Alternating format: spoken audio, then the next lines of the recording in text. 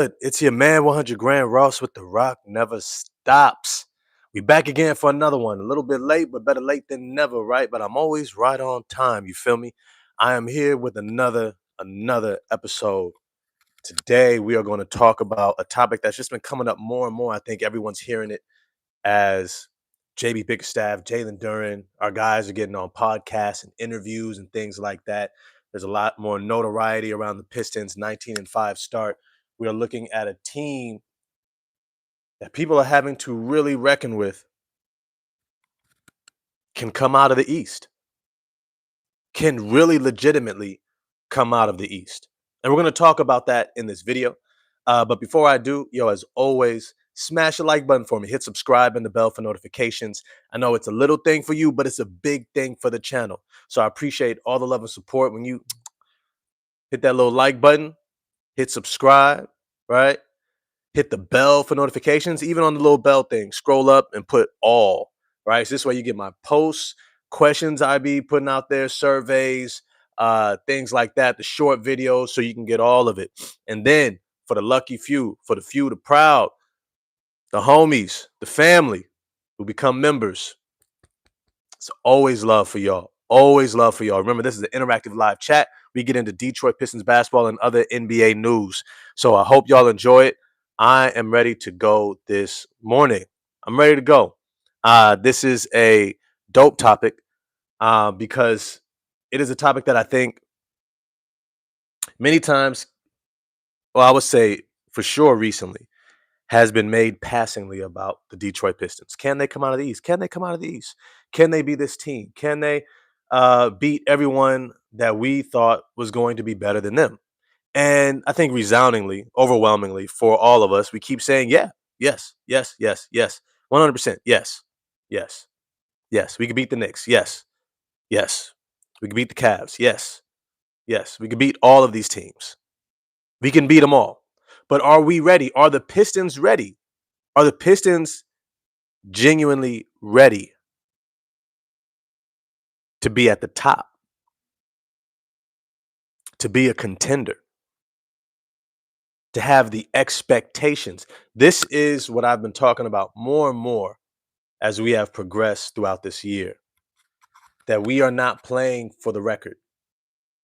We're not playing to go 19-5. We're not playing to have an exciting regular season. We've got two things that we are doing this season. Two things. Two things. We are assessing this team in preparation for being a championship contender, which I said was really next season. Was really next season. That we were going to be taking a look at.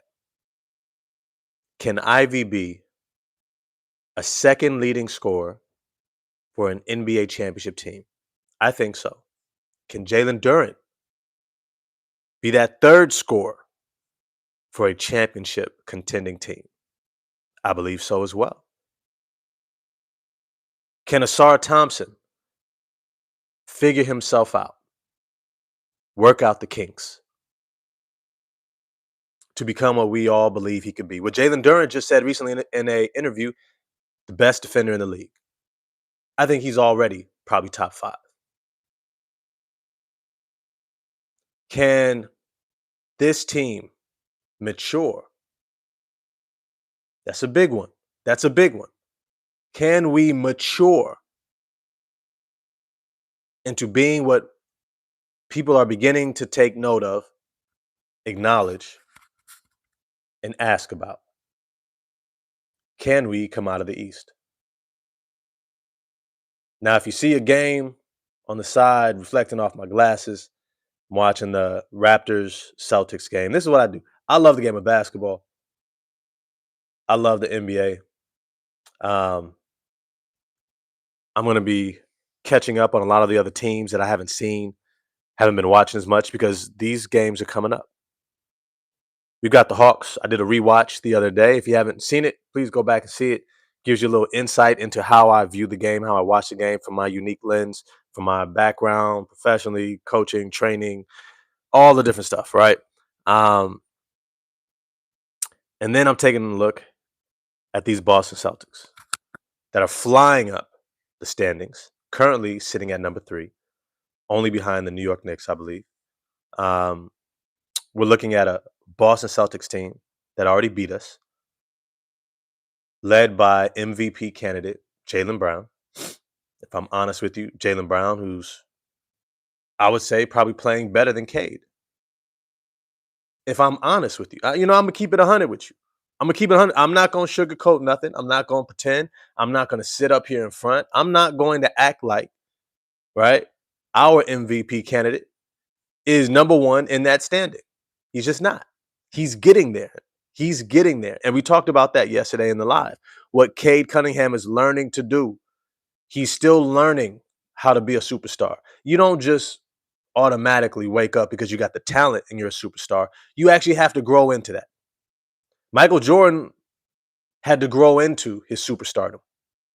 He had to learn how to trust his teammates. He had to learn how to be a better leader. He had to get a coach who could put a system around him that allowed other people to play off of him so that the team could find success. That was just the reality. So is Cade Cunningham. Jaylen Brown just happens to be further along down that road. I think he's 29 years old right now. He's already won a championship. He's been an NBA Finals MVP, Eastern Conference Playoffs MVP. He has been playing at a fantastic level, incredible level. So I'm watching a little bit of that on the side here just to catch up before I get into my workday. Now, to the topic at hand. Can the Detroit Pistons come out of the East? Are they ready to be considered title contenders? My answer is a resounding no. We're not ready. But it doesn't mean that we may not already be there. It doesn't mean that we may not already be there. And I want to caveat that with, so sometimes we don't always feel or perceive to be prepared for the place that we're already in. Now, this is a natural phenomenon. This is okay. There's nothing wrong with this, right? When you step into where you're supposed to be, there's supposed to be room for growth. Hear this. Some of y'all thinking about, am I ready for kids? Am I ready for a marriage? Am I ready for a commitment? Am I ready for an opportunity, right? I'm speaking to myself right now. Am I ready for this? It seems to be here. I don't know. I'm uncertain. There's supposed to be room for growth when you're where you're supposed to be. It shouldn't fit perfectly. It shouldn't feel like exactly what you've always been accustomed to. It shouldn't be like what you've seen every single day beforehand. It should be a little scary. It should be a little insecure. But if nothing else, what should make you secure that you are ready is who you've always been. Doesn't mean you don't have to grow, but it's who you've always been. It's who you've always been. These Detroit Pistons are here, knocking on an NBA Finals door. Not because they're ready, but because of who they've always been. Is it just me with the insight in the chat? Yo, brother, it's always dope to see you in here. He said, Stevie Wonder said, "You will know." Oh, that's my jam. I'm about to play that after this. Troubles are known. Problems have solutions. For I may, right? I know. Oh man, I go way back with that. Stevie Wonder's a genius, bro. That's one of my dudes. You feel me? You ain't gonna catch me. Ooh, don't be putting on Stevie Wonder quote. You gonna have that ringing in my head the whole day. I love my chat. Love y'all. Yo, Aces SO313. I'm like, good morning. Have you seen Chaz and Near 40 piece? No, I haven't. I gotta check that out, bro. I gotta check that out. How's our Motor City cruise been looking? Bobby, I don't even think Bobby Clinton's back yet. And Ghost Keeper, yo, it's good to see you in the chat. Salute, salute, salute, salute. What's up? We're not ready, but the door is open. Yup. And ready or not, here I come. You can't hide. Hide, gonna find me. Right? That's the knock right there. Y'all ain't know about that. Y'all ain't know about that. I'm an 80s baby. By March, they will be sprinting through that door. Yo, I love that assessment because that's essentially what this video is about. That's essentially what this conversation is about. We're ready. No. Let me check that. We're not ready, but we're here. We're here because of who we've always been. The Detroit Pistons are in this place because of who we have always been. We have always been a team that is built on the right foundation. The Detroit Pistons are here. The number 1 seed in the East, knocking on the door for an NBA Finals because we have always been built on the right foundation. Started with Dwayne Casey. When we were rebuilding, wanted to build from the bottom up. We went to Toronto and grabbed the guy who already showed that he could build it. As it just be, yeah, Lord and the Fugees, ready or not. Yes, sir. Sandro, what's good? Rock, in my opinion, does Jaylen Brown have an argument for being the best small forward in the league? Yes, he does. 100%. 100%. They have when I say they, ESPN, mainstream narratives, they like to create narratives and then they create like a media storm around it and then they get everyone paying attention to it. And then that's how they kind of like create these cycles of conversation around certain ideas. And so they get to preference certain people. They get to focus on certain people and certain things. And they, through this narrative, then they can kind of like build upon it and kind of get this like centralized thought and area of conversation. Right. This is how media works. They go, you know what? Let's say this guy is the best and this guy's not. Like, well, why? Well, because I think if we pit them against each other, there's enough people, people who want to have that argument, right? It has nothing to do with whether it's true, whether it's uh, backed up by analytics and statistics and data. No, it has nothing to do with even the eye test. It has everything to do with creating a narrative that allows them to create attention, get attention from. Now, here's the thing.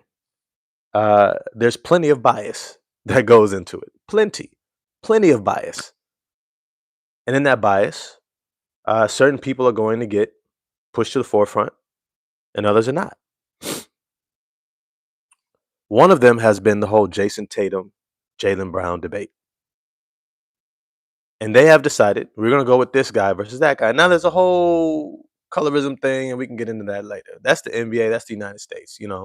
Race will always be there with the United States. It'll always be there. That's what this is all built on. But it's to say that, the whole land of the free while you got slaves, that whole thing. But it's to say that in this juxtaposition comparing Jaylen Brown and Jason Tatum, there has been this, we need to tear down one in order to build up the other. And I always thought that was foolish. I thought they paired very well, but trying to create this hierarchy of which one should be preferred, I thought it was a misgiving because they had completely different styles that allowed them to play in different ways that was going to be more or less effective based upon how you were playing them. Jason Tatum was never going to be this great one-on-one player. He's more of a system guy, more of a guy you want to have on the move. He's almost like Rip Hamilton versus Chauncey Billups, right? He's more like, what's another example? Franz Wagner versus Paulo Banchero, right? At the highest level, some guys have a game that's better suited to be utilized in different ways, but the game changes based upon your position as a team.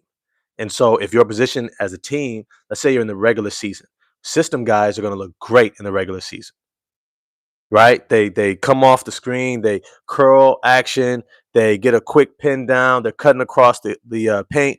You know, they got a good feel for the game, good touch, and they're finishing around the rim, and they're constantly on the move.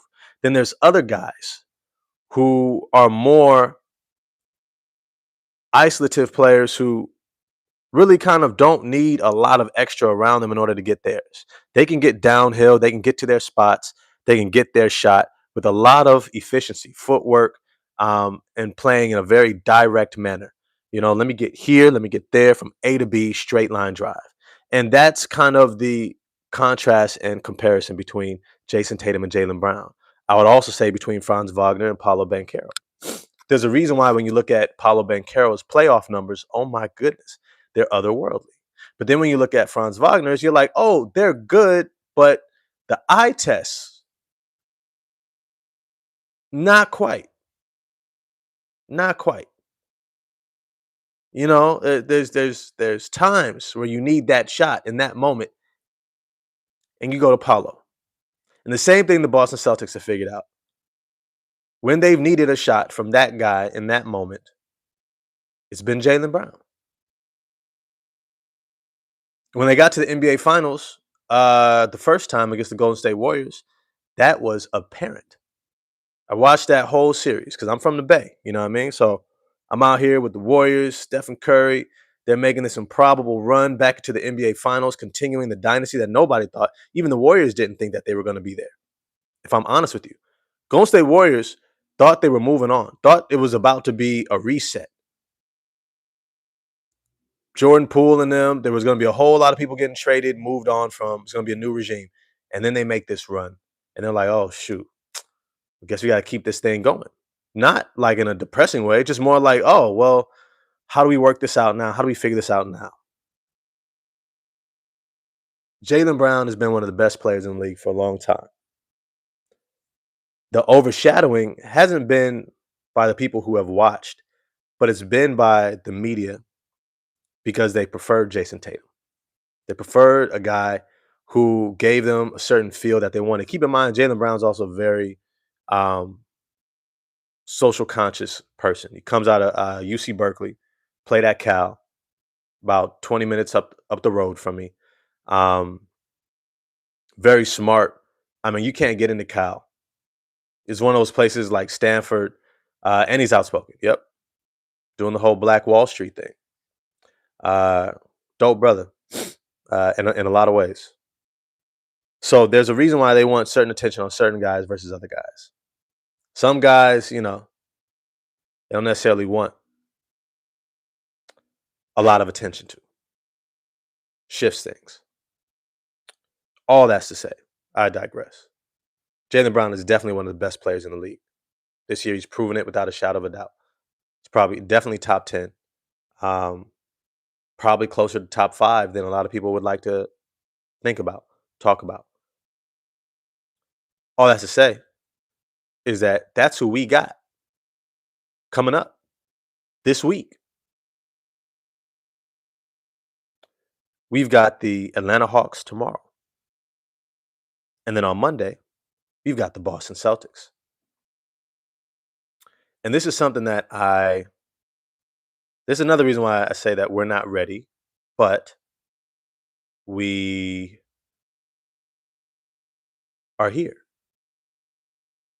Cade Cunningham, the first time he played against another MVP candidate level player this season, I believe I would say it was Donovan Mitchell.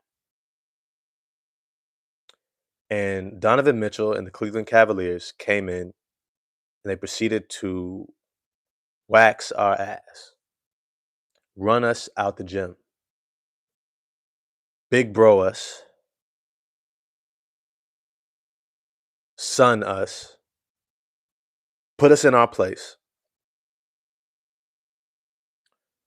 They came in and made a statement.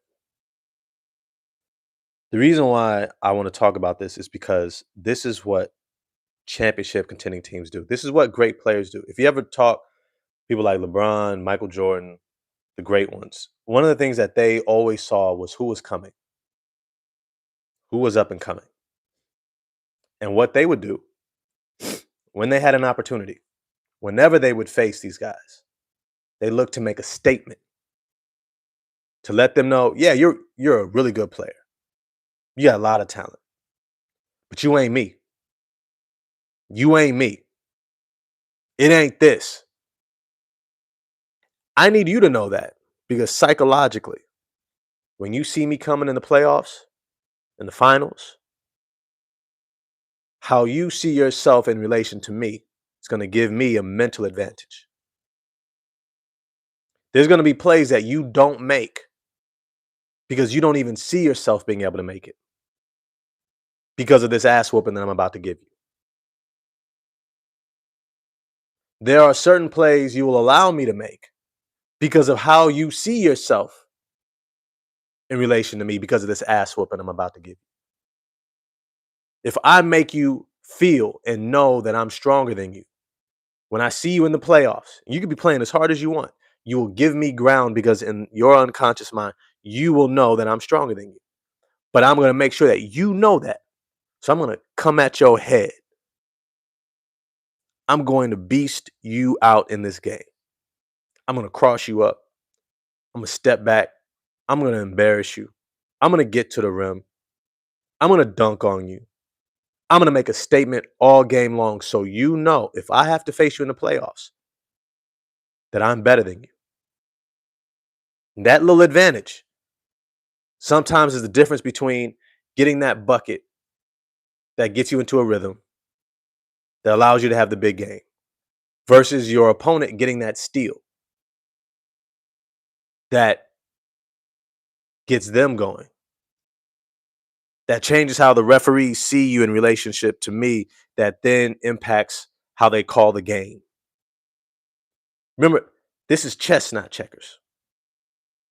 These are all the little points of advantage, all the little moments of advantage of one team over another that add up to why one team gets out of the first round of the playoffs into the second. Right? That's how the Knicks beat us in the playoffs. Because of how the referees saw Jalen Brunson in relation to Asar Thompson. Because they said there's no way this guy, Asar Thompson, should be able to defend this guy, Jalen Brunson, who's an MVP candidate, like that. So they began to give Brunson all these calls. And it was absolutely abhorrent. It was disgusting. I lost so much respect. Jalen Brunson has gotten a lot of respect back from me. So I think he stopped the foul baiting to that degree anymore. I haven't seen it, but I haven't really been necessarily watching. I kind of stopped watching him. I was a fan of Jalen Brunson's game. Followed him out of Villanova, loved his game. Coming out of high school, multiple time high school state champion. Villanova was a champion. I think twice. Playing with Mikal Bridges and what's his name for the Minnesota Timberwolves. Donovan, what's his name? Dante DiVincenzo, right? Mikal Bridges, Josh Hart, all of them, right? Sadiq Bey. He had a number of runs. I was a fan. Went to Dallas. I thought he should have been drafted way higher. I thought Philly had a huge botch in their draft by not drafting him. I thought if they had drafted Jalen Brunson, they would have been on their way because that boy has won at every level. I think he wins a championship eventually. He's just a winner. He's won at every level. That's what they do. And then I saw that playoff round and I lost so much respect. That reminded me of the kid who goes into a game and just cries and whines the whole time about how physical things are. And they're crying to the ref and they stop hooping and they're just crying and crying and crying. That's how Brunson looked to me in the playoff series. But the reason why the Knicks got away with that style of play was because of the narrative, because of the way that the league looked at Jalen Brunson versus how they looked at Asar Thompson. Asar Thompson was still a relatively unknown. Remember, he was coming off a good rookie campaign. Then he had blood clots. Then he was out the first half of the season, and then he was making a comeback. And then they're like, okay, this guy looks good, but ain't nobody really checking for Asar Thompson yet. It was perception. It was perception. This version of Asara Thompson facing Jalen Brunson is going to be very different. More defensively responsible, more aware of himself. He knows just how good he is. The league knows how good he is. They're going to give him more leeway, allow him to be more physical, especially in the playoffs, which means that 100% we can stick Asara Thompson on him and be like, take him out the game. The Knicks will have to have a whole strategy. The league will have to have a whole strategy of how to score on Asara Thompson. Just like Victor Wembanyama. They're going to have to figure out, okay, how do we do this? Isaiah Stewart, how do we do this? There's very few of those guys. This is the power of narrative. This is the power of perception. It's the power of how you set yourself up in relation to the rest of the league. These games are important. They are what prepare you for the playoffs. They're what prepares you for the run. Are we ready? No. But we're still here at 19-5. We're still 19-5, number one seed in the Eastern Conference, being looked at as a potential title contender because of who we've always been as a team. We've always had the foundation. Great defensive team. Great defenders. We play together. We're bought in. JB Bickerstaff.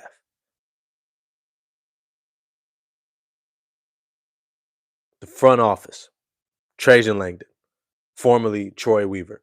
Dwayne Casey. Came in and set the foundation. Good foundation. They took their time. They didn't cut corners. They saw they made a mistake. Didn't just put some tape on it, overlook it. It won't be that bad. No. They got Monty Williams up out of there. They brought him in. That was the mistake. And then they got him right back out of there. No. That's not what we're doing. We're building a foundation. They got their cornerstone, Cade Cunningham. They did an amazing job in the draft, grabbing Jaden Ivey, Jalen Duren. Similarly, Derek Queen, Jeremiah Fears. Memphis, similarly, Cedric Coward, Zach Edey.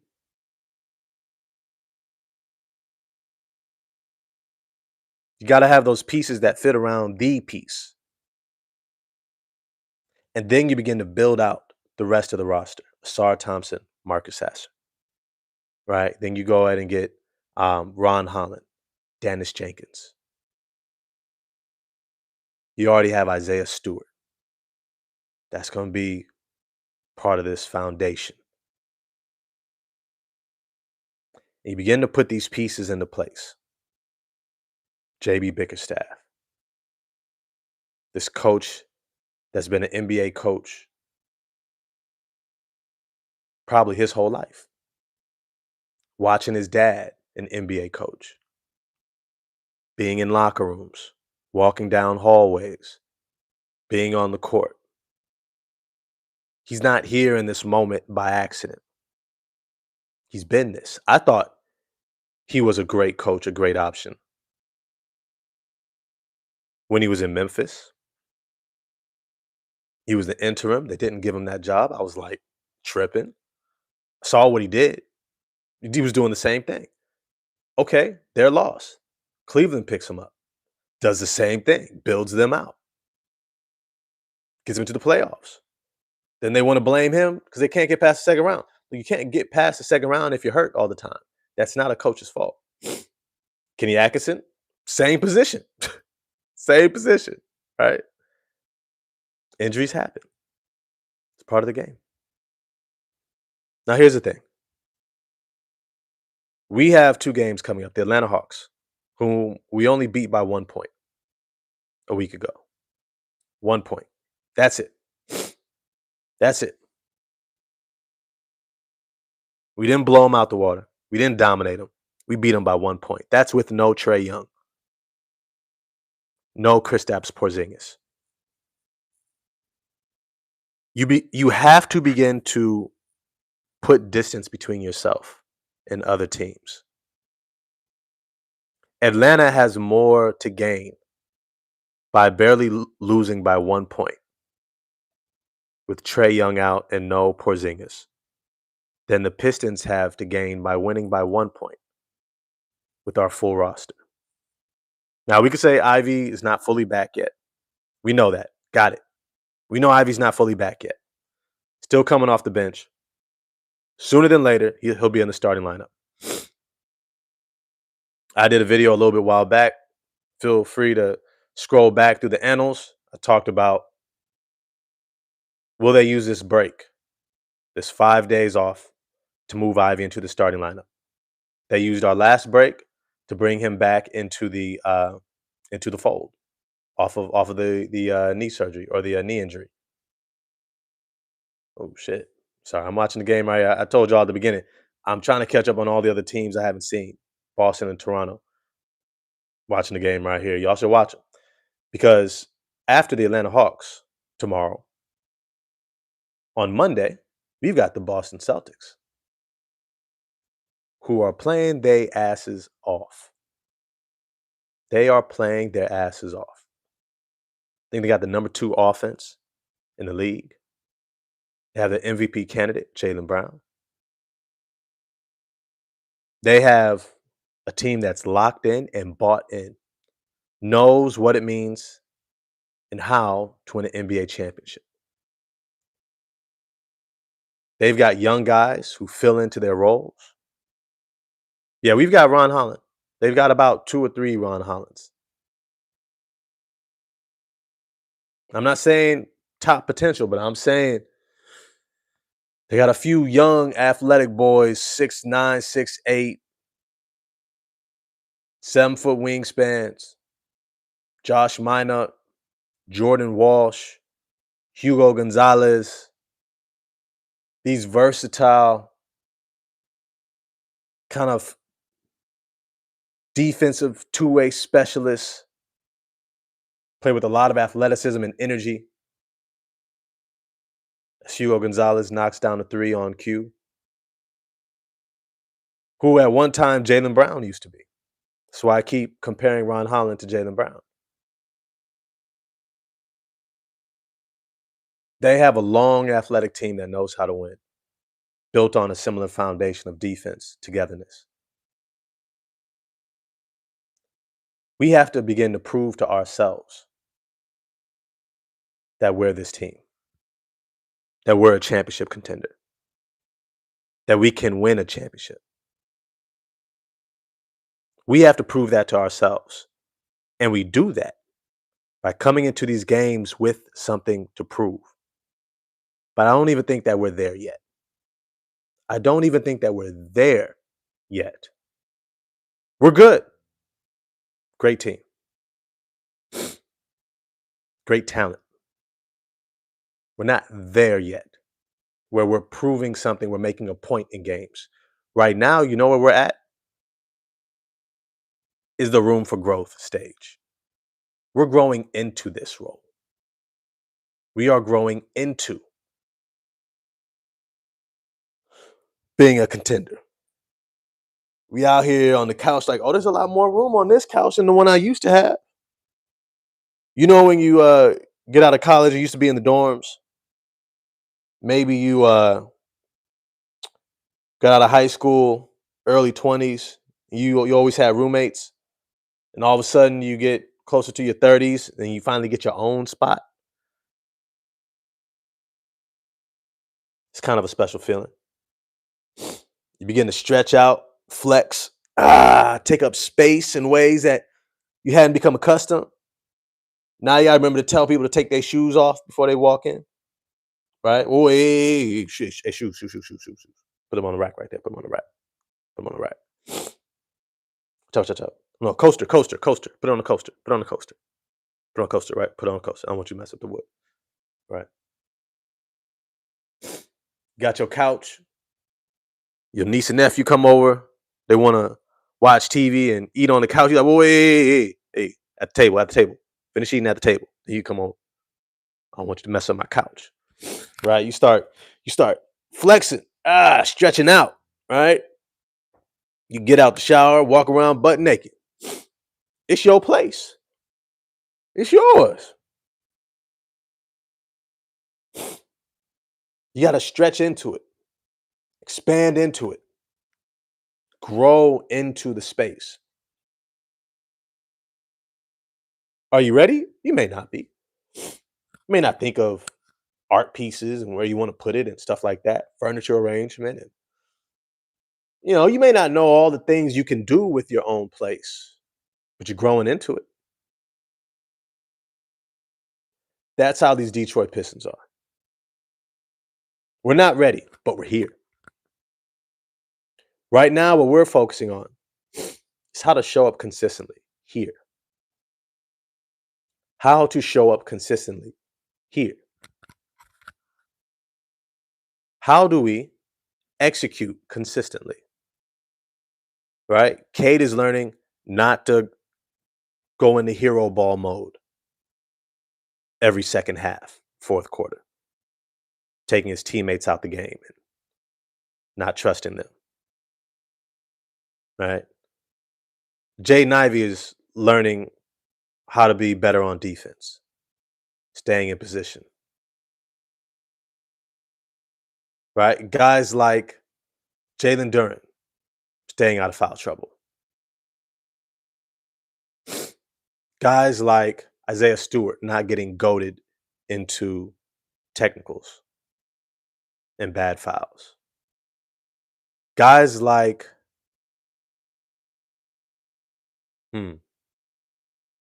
Ron Holland settling into his role and being a star in his role. Dennis Jenkins adjusting to what his role is going to be on this team once everyone gets healthy. We're learning how to be a consistent team. We are learning how to play like a contender. You look at a team like Charlotte, you don't know what style of play you're going to see from game to game. You don't know what. Definitely not going to see winning basketball. Utah Jazz, they're not even trying to put out their best lineups to win games. They're just content with losing year after year after year after year after year after year after year, waiting until they, they're literally doing the process. 76ers did. They keep playing guys who aren't ready to win lots of minutes so that we can continue to lose while we develop and hopefully we pop and find somebody. I keep telling you, it's one of the worst strategies blowing up teams trying to do that. Any team can compete for the playoffs with just a bunch of veterans, guys who are already out of their rookie deals, have been around the league 4, 5, 6 years already. And just have a team, at least 10 to 15 guys, all have experience, and they will be able to execute and play consistent enough on both ends, score enough to win the majority of their games, be over 500. So I never really liked that strategy. All that's to say,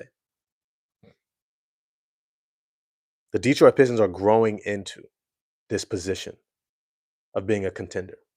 We're not ready. We're not stamped and approved. We don't play from game to game like we are a contender. We just don't.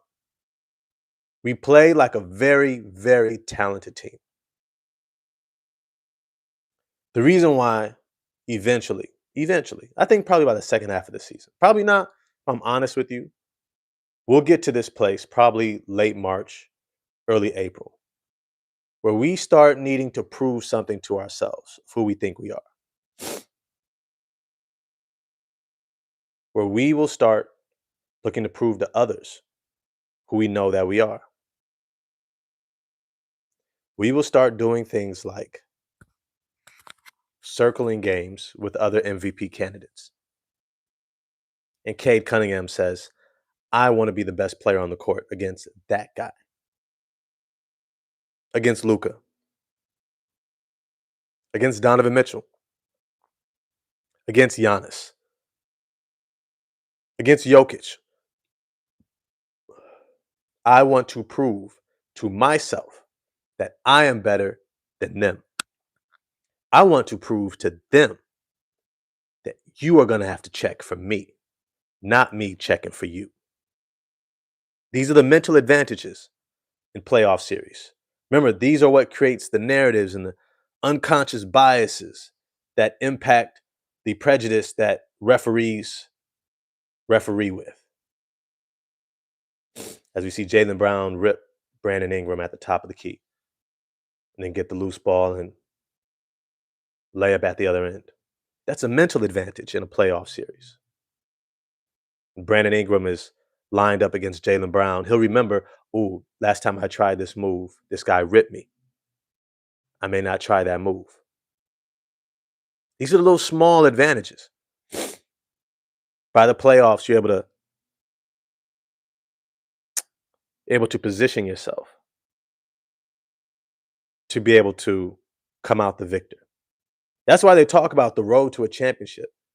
It's hard. It's hard, bro. It's hard. So many levels to this. So many levels to this. By the time we get to March, April, Jalen Duren should be circling every game against an all-star level center. Definitely a Nikola Jokic. Definitely Chet Holmgren in Oklahoma City. Anytime someone has an all-star level center, he should be circling that matchup. I know I'm locked in, but this game, I'm that much more locked in. You know, when I listen to Jalen Duren, he is maturing.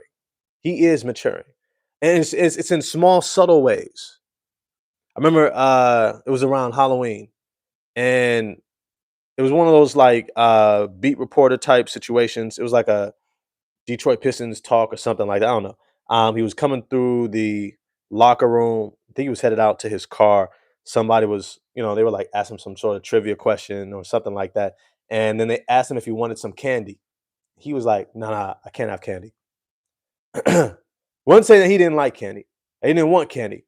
He's like, nah, I can't have candy. Because he understands nutritionally what candy will do to his body. He understands what eating that way will do to his energy, his ability to get his nap and take his rest between practice or workouts and the game later on that evening. He understands how his body needs to recover. He understands choices. Somebody asked him, what have you done during this break? He said, I stayed off my feet. He said it multiple times. This is a maturity thing. There's a lot you can do. You can go out and do all the things, or you can go out and do certain things. You can go out and do all the things, or you can go out and do certain things. Certain things. Like maybe attend a football game. Go catch the Lions. But that's all you're doing for that day. You're chilling. You're staying off your feet. Why? Something he said right after. It's still early in the season. I was going to do a video about who is the Pistons MVP this far into the season, the first quarter way through the season. Who's their MVP? Is it Duren? Is it Cade? Is it JB Bickerstaff? Maybe you think Dennis Jenkins even. Maybe Duncan Robinson. Who has played the best for us? I ended up putting that in a post. So if you didn't get it, it's probably because you haven't subscribed. Maybe you didn't hit the bell for notifications. Hit the little all button to make sure that you get notified. Or you're not a member. You know what I mean? Because those people would have seen it. Definitely comment on it. Let me know what you think in that poll. But what I really ended up settling in on is this topic at hand.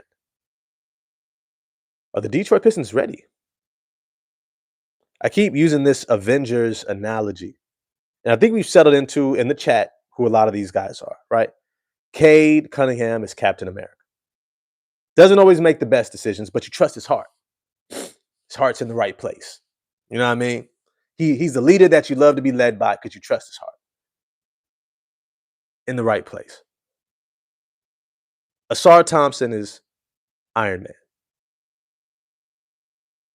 He leads us in a totally different way on the other end of the court. He has this calculative mind on that defensive end. He's so measured. He's so measured. And so many tricks. I mean, this dude, man, so many of the gadgets. I can block your shot. I get a deflection. I can rip you at half court. I can guard you full length, 94 feet. I can guard you in the post.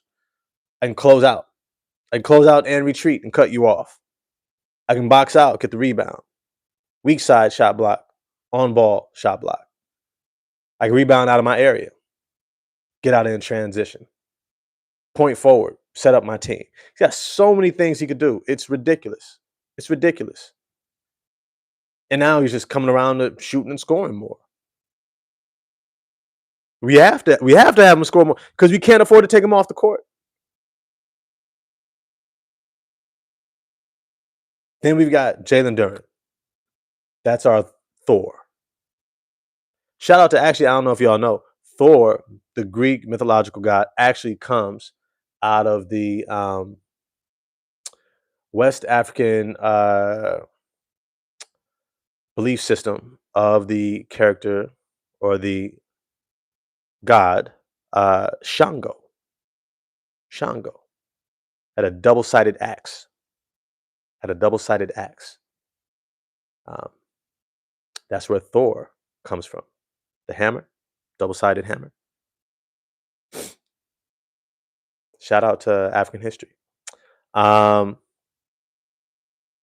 Jalen Duren is our Shango. He's our Thor. Isaiah Stewart, of course, he's the Hulk. Jaden Ivey. I think we settled in on that Jaden Ivey was Black Panther. No, actually, no. Who else? Who you say Jaden Ivey was? Now I'm trying to remember. I'm trying to remember. Who did we say Jaden Ivey was? I think we gave Dennis Jenkins Black Panther.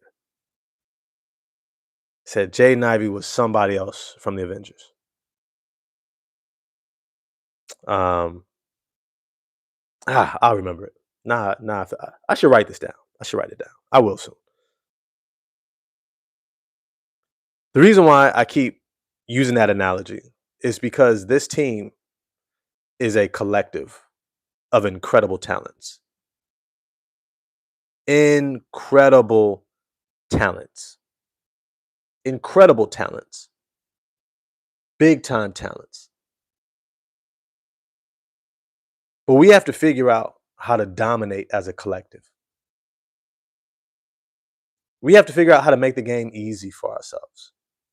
We have to figure out how to consistently play as a collective towards our strengths that allows us to control games from beginning to end so that we consistently are showing up and performing at that level 8. So I always use as a benchmark of championship contending teams that they don't fall beneath a level 8. They don't beat themselves with bad fouls. They don't beat themselves by getting goaded into confrontations and technicals. They don't beat themselves by not boxing out and doing the little things, setting their feet on screens and making sure that they're consistently not getting into foul trouble so that they can play their minutes because their scheme is built around having that guy in that position playing that role. So if you're in foul trouble now, we can't do that.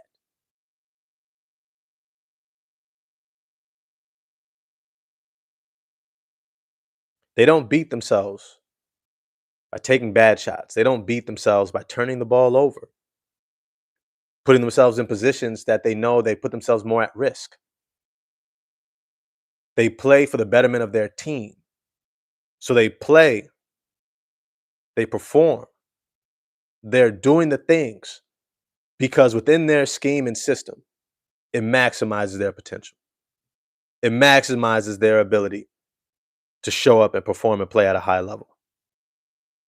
Not trying to do everything, but trying to do that thing that makes their team better. That thing. that makes their team better. Jaden Ivey in this last game against Milwaukee, I said he was taking a step forward because he wasn't trying to get downhill all the way to the rim. He attacked the paint and was content with kicking the ball back out.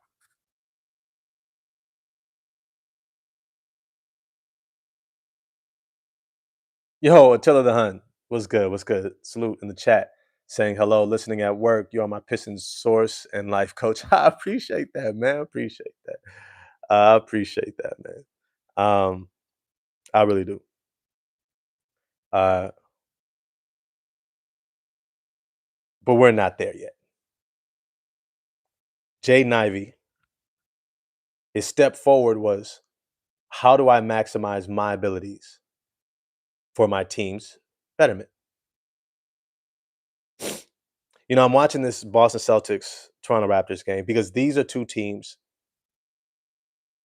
that are ironing out the kinks, really just trying to build momentum and playing and being who they are supposed to be. Boston Celtics are a top 3 seed. They have an MVP player that they're built around. They've won a championship. They know what it means to go through. They have the experience. They have the foundation. They have the know-how. I'm watching this game here, and Jaylen Brown just did something that I've pleaded with Cade Cunningham to do over and over. If a guy is riding you, defensively, you go into his body and you pick up a foul on him. Smart. If you allow someone to ride you, what you do is you allow them to impose their physical space in a way that disadvantages you as a player, that makes scoring that much harder, that makes you far more prone to turnovers and reduces the likelihood of you playing efficiently, scoring efficiently.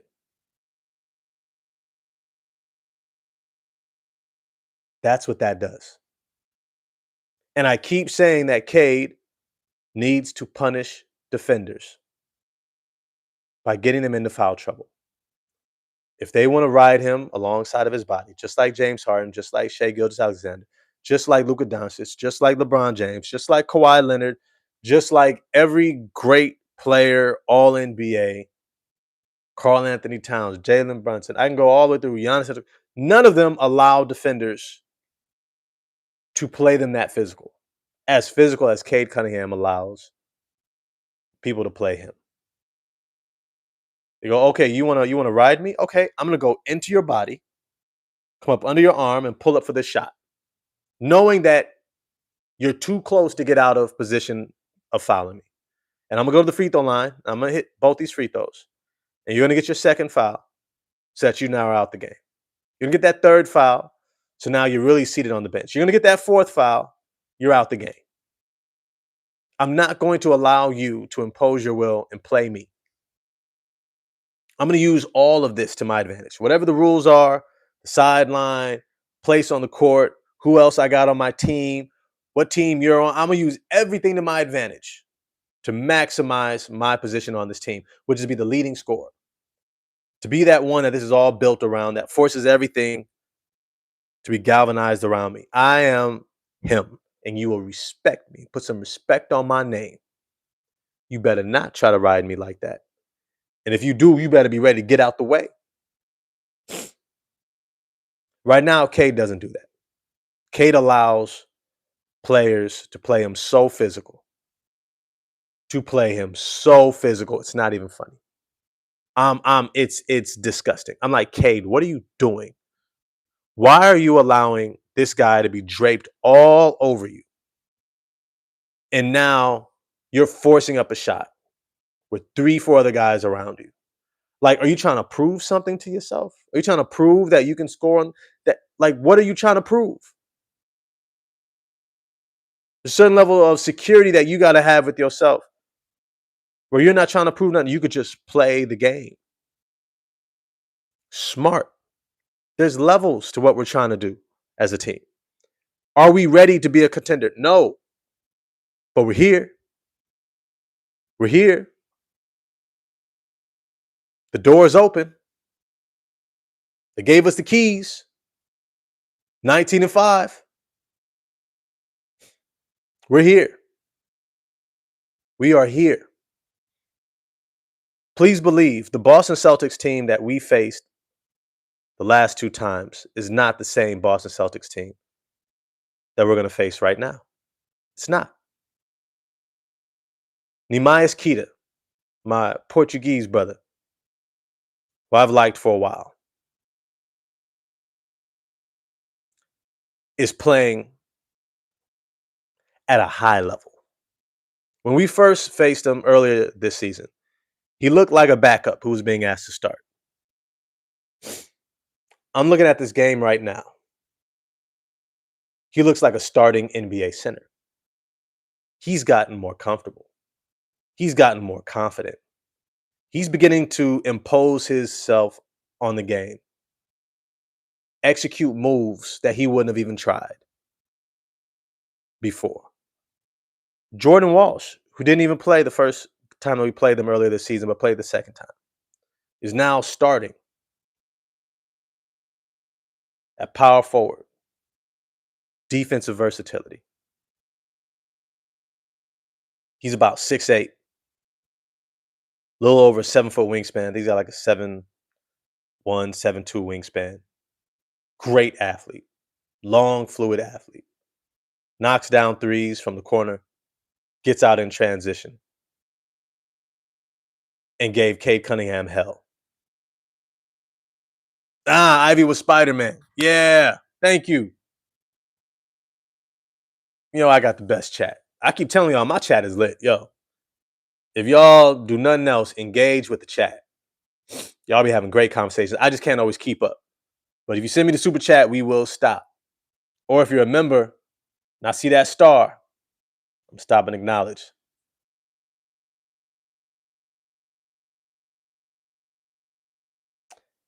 These Detroit Pistons right now have a lot to prove to themselves. They do. They just do. They have so much to prove to themselves.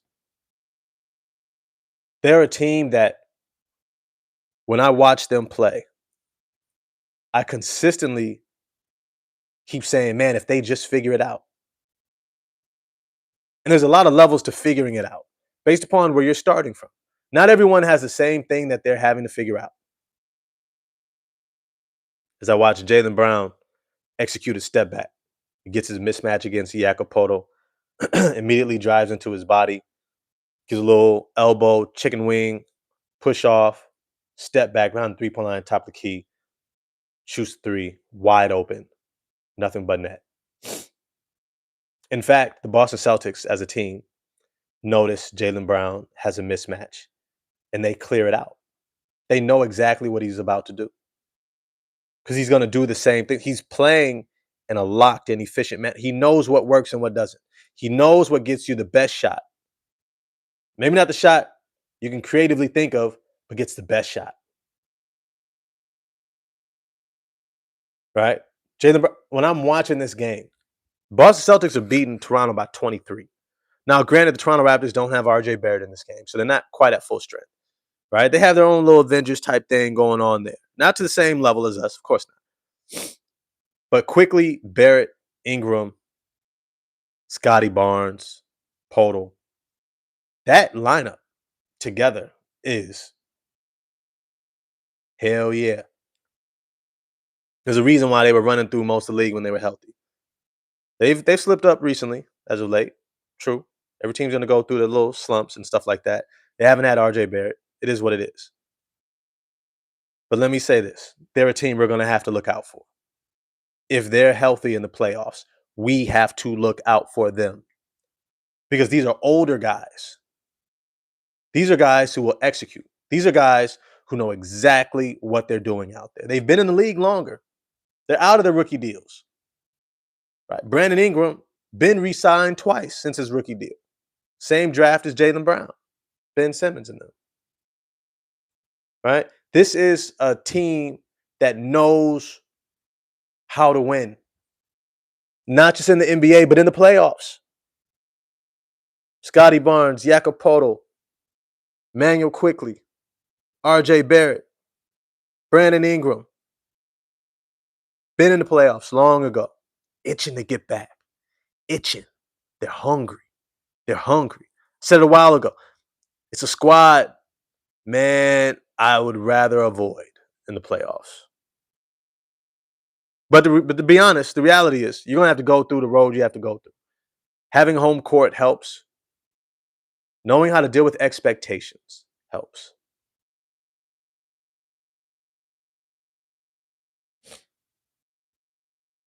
$24K Minds says Pistons' only real threat in the East is themselves and the refs. Laugh my ass off. Yeah. Ghost Keeper was good. Was good. I remember in a Twitter space, some dude kept trying to talk over you when you were trying to explain that K needs to go to his spots. It was heating me up. Yeah, bro.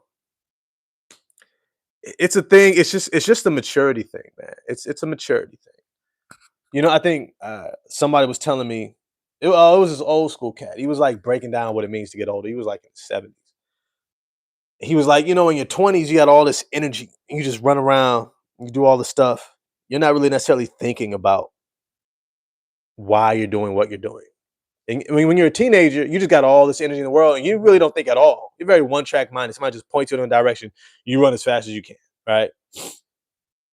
Whether it's go to college, get a job, get that girl, go to that party, hang out with your friends. You're just rushing off. Not a lot of maturity. 20s, okay. Now you kind of have a direction, but you're not necessarily critically thinking about it. You're just heading out with a whole lot of energy. And in your 30s, you finally begin to slow down a little bit. Begin to slow down a little bit. I'm like, wait, why am I doing this again? What am I really trying to get out of this? Then in your 40s, you begin to recognize, all right, I ain't really got the energy like that to just play around with this. I really don't. What I'm gonna do is this. You become a little bit more directive. But then in your 50s, this brother was saying, this is your balance. This is your most balanced that you will be in your life of energy and know-how. The mind, the will, the experience, the wisdom, the hard lessons learned. You got all of it. And in this moment, you're combining the energy you have, knowing you don't have unlimited energy. In your 60s, you begin to have less energy. All right. You were here at the 50s, you were lined up in your 50s, and now all of a sudden, you was like teens, 20s, 30s, 40s, 50s. Now 60, less energy, but even more know-how and wisdom, guidance, understanding, all that stuff. And then in your 70s, you keep doing this, 80s, 90s, right? Stuff like that. Basketball, it's similar. Sports, it's similar. The more mature you are, the more you operate like this. Which is why they say Cade has a mature game. Not necessarily mindset, but game style, because he plays with pace. He's able to take his time, slow down, right? Remember the first time you got some? Shorty came over, might have been your birthday, prom, after school, backseat. First time you got some, you so excited, you couldn't wait. You was just jackhammer. You didn't know what you're doing. You just excited to be out there. And as you get older, you get wiser, been around. Ain't the first time you know what I'm saying, seen that. Saying ain't the first time you heard that. Ain't the first time you know exactly, okay. You take your time. Maturity. You enjoy it a little bit more. You know what you're doing a little bit more. You make sure she enjoys it. Right? Shoot, when you really get on your game, you start having conversations with it. Girl, what you trying to do? What you like? What you like? Because not every woman's body is the same. Don't make that mistake. You gotta start talking to her. Because when she start telling you what you like, and then you know what she like, then you create a whole little game around that. I'm trying to give y'all game, trying to give y'all game. I'm trying to tell you, you know what I'm saying? It's your man, 100 grand. Ross with the rock never stops. I'm telling you, I'm trying to give y'all a little game. I'm give you a little something, a little sprinkle of game. You know what I'm saying? Give you a little sprinkle of the game. Start having conversations with her. Learn her body. Does she know her body? What are her spots? Right? And then you figure that out. And you start making that a part of the fun. Start playing with that a little bit. Okay, you like those spots. You like that thing. Okay. And then you become seasoned. Learn to take your time even more. Become receptive to what you're seeing, what she's saying.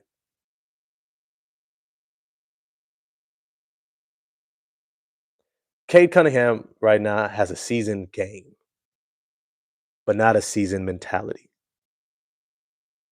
And I appreciate the super chat. I'm going to get to that in a second. And Ghost Keeper, I'm going to get to that in a second. Oh, he said, I'm gladly taking all game. Hey, I'm trying to tell you. I'm trying to tell you. I'm trying to tell you, bro. I'm trying to tell you. Had a little conversation. You're like, so tell me, what you like? Shoot, I'll be straight. I'm like, how do you best orgasm? I'll say it straight up. What's yours? Now, get back to what I was talking about. Cade Cunningham. His game. He has a matured game, not a matured mindset yet. He allows himself to be goaded into spaces where he's has a high probability of not being successful. He allows himself to be steered in directions that give the defense a specific advantage over him. And he doesn't have the maturity yet to know those things and already have a counter for it, whether it's passing off to a teammate, whether it's passing before he gets to that area, like picking up the ball right past half court and getting jumped with that double team, whether it's allowing a guard to pressure him all 94 feet. And next thing you know, he's worn himself out because he was turned 3, 4, 5 times before he got past half court. Maybe it was uh, dribbling into double teams and triple teams, and then he's getting the ball knocked away and he's turning it over. Maybe he's making a lazy pass, right? There are so many areas that Kate is still growing in maturity with. Growing in maturity with.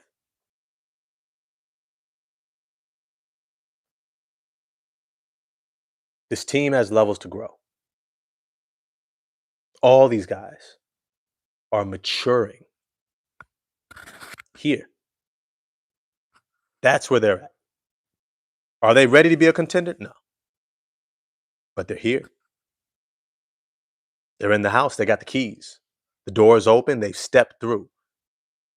Sitting down on the couch. Filling out the space. Okay, we got space. We got space. We got a lot of space here. What am I going to do with this space? That's where they're at. They're getting there. And I keep saying this, and I'll say it over and over again. Your window to win a championship is not endless. When you're there, you're there. When you are there, you are there. You are there. There's nothing you can do about it. You're there. And you have to make the most of it. We are in that window. And we must make the most of this. We don't know if we'll get back. We don't know if we'll have a 19-5 start again. Number 1 seed in the East again. Keep telling y'all, injuries happen. You gotta learn from history. Penny Hardaway, Grant Hill, Larry Johnson, right? Ralph Sampson, Bill Walton. I can go all the way back. You're not guaranteed to stay in this window. You don't know what the future is going to hold for your team. When you're in the window, when you are in that space to potentially win a championship, you go all in. This is it. This team has to mature totally, completely. They have to mature. They have to mature. That is where this team is at. They got the talent. Now they've got to grow up real fast, real fast, because all things get exposed in the playoffs. Every bad foul, every lack of a box out during, every missed rotation, Cade, Ivy. Every time you lose track of your man, backdoor cut, Cade and Ivy. Every bad foul, Asar, Stewart, Duran. Every time you're not moving without the ball, you're just standing and watching, Cade, Ivy. Every time you're not moving your feet, playing defense with your feet instead of your hands, Pistons, right? All these things we have to mature because we don't know if we'll get back. Let me get to the super chat. Fat Kism, what you think about Chaz Anir's 40 points and 9 3-pointers made? First of all, thank you for the super chat. I appreciate that.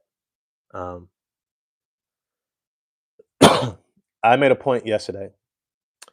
Somebody was talking about if we were going to be able to afford to bring back Ivy, Duran, and then re-sign Asar Thompson the following year. And I said, hell yeah.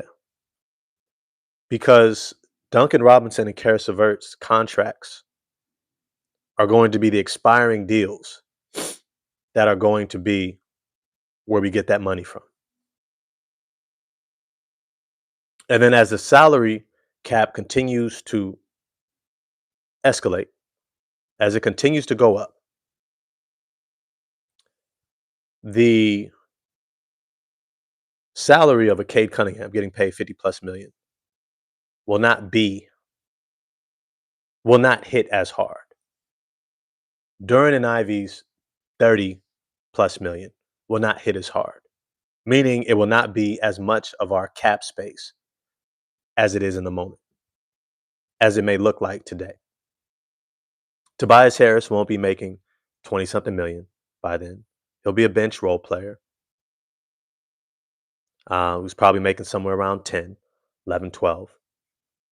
But more than likely, Tobias Harris's contract will expire right when it's time to re-sign Ron Holland.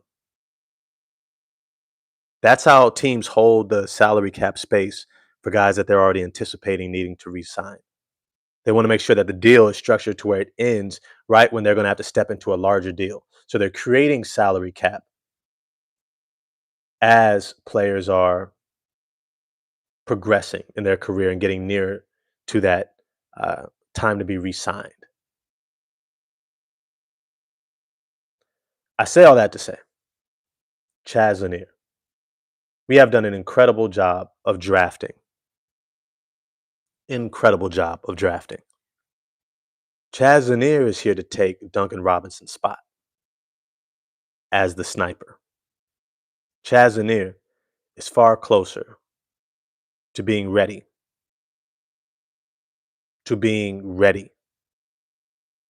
As a shooter, as a scorer, than most rookies. Played 4 years, last year being at the University of Tennessee with Rick Barnes. He's a sniper who knows how to move without the ball, score with the ball, setting up his shot as a weapon that opens up the rest of his game. He's a shooter, he's a scorer that understands how to move without the ball, constantly putting himself in position to be able to be the outlet, pass, kick out for the open shot, for the open three. That's why he's always getting the ball. When he's in the game, he's always in the spot. Exactly where the shooter's supposed to be. Exactly where you want him to be. And he shoots it with regularity. He shoots it through the closeout. In other words, he understands the distance and how far someone's going to have to travel to actually block his shot, to block his three on the release. He's shooting even if you're going to get close.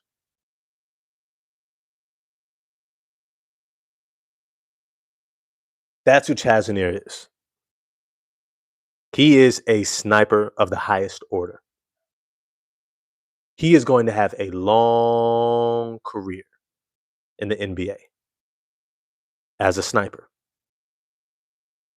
He is going to have a long career in the NBA as a scorer, as a guy who plays well enough on defense to potentially start for you. He'll be average, but a solid average. And then he is going to be able to, man, I'm watching Toronto play right now. Ooh, man, these Toronto Raptors boys, that Jamal Sheed, you don't get Defensive Player of the Year for your conference in college without being a hell of a defender. They got a few of them boys. Ochai Agbaji out of Kansas as well. Let me just say this. Chazanier is going to be a long-time shooter, scorer in the NBA. And he is showing you right now what we saw from guys like Marcus Sasser in Summer League. We saw from Dennis Jenkins in Summer League preseason. What you want to see from a young potential player, that they are affirming everything that you thought about them. Everything that you knew about their game. You want to see it come together and their game exemplify exactly what you thought you saw on tape, on film. What you knew you were getting. Right? It's as good as advertised. That's what that 40 ball means. He is as good as advertised. Playing with more talent just means he gets more opportunities, more openings. That's what that means. That's what that means. And he's going to make the most of that. A shooter of that level in today's NBA, where they want you to shoot a lot of threes, especially if you're a sniper and you're getting good looks. As I watch 6-6 Lawson for the Toronto Raptors bring them within 1 point of the Boston Celtics in the fourth quarter. These teams can hoop. Boston, Toronto. I keep saying that early in the season, I'm more interested in the games that teach us about ourselves. I'm more interested in the games where we, are getting our hat handed to us a little bit, where they working us, and we get a chance to measure ourselves. Can we execute against that, against them? Can we be smarter playing around a Dyson Daniels, who's now it seems like almost every team has this elite perimeter defender, whether it's Herb Jones or Jamal Sheed, like I mentioned before. Maybe it's a Scotty Barnes, Sar Thompson, Amen Thompson. Maybe it's Victor Wembanyama or Stephen Castle or every team just seems to have a guy that could just make defensive plays. And if you are not careful, if you're not methodical, if you're not aware of where they are on the court, they're going to rip you. They'll knock the ball away. They're going to steal it. And you'll get another turnover, be sitting there with your hands on your head like, oh, man, I thought. That's what's going to happen to you. It's literally what's going to happen to you. Too many times you get caught in that situation. Had no idea where that defender was. I get it. Yo, you can score on, just about anybody. All right? Atlanta Hawks. Onyeka Kongwu couldn't do nothing with you. But you didn't see Dyson Daniels coming around to knock the ball away. That's the issue. You forgot about him. You should have never forgot about him. It's one thing to be a great player. It's another thing not to respect other great players or players who are great at what they do. Like in boxing. Never take your opponent for granted. Never disrespect the game. Never think that the shit is sweet and that other guy can't come through and do what they do. You should never take that for granted. That's a maturity thing. You have to mature. Doesn't mean you can't do what you do. It just means I understand the scouting report. I know what he does. And I'm going to play the game in a way that allows me to maximize what I do and negate what he does as much as possible by following our scheme. That's what we are learning how to do at this stage. That's what he is learning how to do at this stage. Yo, I got to get out of here. I had a lot of fun today. Really appreciate this community for coming together. Another morning. Um, as always, I'm here 8 a.m. Pacific Standard Time, 11 a.m. Eastern Standard Time. You know, I'll be on CP time. It's 8-ish. You feel me? um, if you haven't already, please smash the like button for me. Remember, it's a little thing for y'all. It's a big thing for the channel. It really does make a difference. I really appreciate it. If you haven't already, hit subscribe, bell for notifications so you can get all my posts and shorts and stuff like that, and you get notified when I go live again because this is an interactive live chat. And if you choose to become a member, man, like real talk, uh, shout out to you. Shout out to you. Um, you're really dope. You're really dope. Ghost Keeper, appreciate you coming through. It's always good to see you. Um, yeah. I like to leave a word for the day at the end. Let me just leave this. You don't always get to go into your next stage of life with this level of security that you have all the boxes checked. Similar to the topic today. When you get to some places in life, you will not feel completely prepared, ready, have everything you want in place. And the reality is, I've said it before, no one has ever had to be perfect to be great. You don't necessarily always have to have everything checked off. That's a scarcity, fear of loss mentality that you have to have everything figured out before you take those next steps. In fact, that will prevent you from even acknowledging the opportunities that are right in front of you. As we talked about with these Pistons, when you step into new spaces, new opportunities, because you're in a new space, you will never have all the boxes checked. Never. There will always be room for you to grow, and that's a good thing. Because how many of us have been in relationships where there's no growth, no room for growth, stays the same, it gets stale? What happens when you are at a job where there's no room for growth, to learn anything, got it all down? Maybe it's just easy, right? But eventually you're like, well, so then why am I not the manager then? Why am I not getting paid like the manager's getting paid? Why am I not the regional, right? Why am I not the exact? Why? You start looking for, because that's what life naturally does. When you see opportunities, when you have opportunities, expect, get comfortable with, be okay with that you're not going to have it all figured out. And it doesn't mean that you're in the wrong place. It just means that you care. It also means that you're aware and there's an opportunity to grow, to develop, to become more. And that's what life is: growing, evolving, changing. You're not going to be the same person you were a year ago, let alone 5 or 10 years ago. You're also not going to be the same person a year from now, 5 years from now, 10 years from now. So expect the growth to continue. Expect the discomfort to continue. It's natural. It's supposed to happen. You're supposed to be in uncomfortable positions.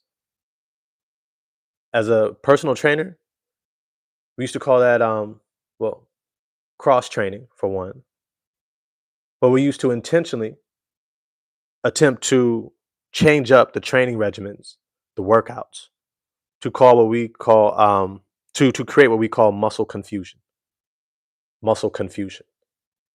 Because the more your muscles are being confused and you're forced to try and do new things, the more your body is having to work. And the more it has to work, the more calories you're burning, the stronger your body's getting, the more you're able to develop different aspects of your body that adds to the other areas that have already gotten strength. This is how you grow. This is how you get strong. This is how you develop. You have to be in uncomfortable situations. So don't resist those things. You and your partner, you and your lady, you and your kids are going through something. Okay, there's an opportunity for learning, for growth. Go get a book. Go pick up a podcast. Hopefully it's someone that's credible and good.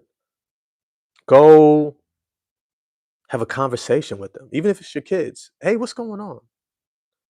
Right? Lean into those moments. What's his name? Maladoma Somé, really dope author. He says, has this quote that conflict is a space in which two people have an opportunity to go deeper in relationship. Conflict is the space in which two people have an opportunity to go deeper in relationship. It's an opportunity. Take advantage of those. Make the most of those. Make the most of your life. But as always, live life to the fullest. Love somebody beautifully today. Give them a great hug. Take your time in the hug. Don't just pull away. Laugh hard as hell, loud as hell, and live this life to the fullest. I'm going to holler at y'all next time. Peace.